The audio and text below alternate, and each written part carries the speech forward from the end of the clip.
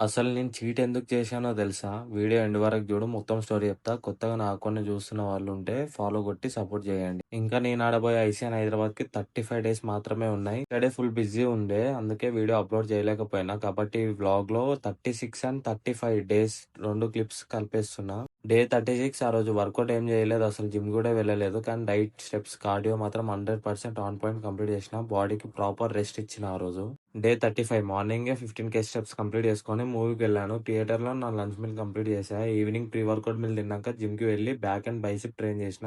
Full ఇంటెన్సిటీతో work out complete చేసి తర్వాత కొంచెం పోజింగ్ ప్రాక్టీస్ కూడా చేసిన. నా బాడీ కండిషన్‌ని మండే ఫిజిక్ అప్డేట్‌లో క్లియర్‌గా చూపిస్తా. లాస్ట్ మండే నుంచి ఇప్పటి వరకు వచ్చిన చేంజెస్ అన్నీ కంపేర్ చేద్దాం. ఇవాల్టికి ఇంతే గైస్. రేపటి వీడియోలో మళ్ళీ కలుద్దాం. ఇంకా రేపటి నుంచి కొత్త కాన్సెప్ట్‌తో చేంజ్ చేస్తున్నా.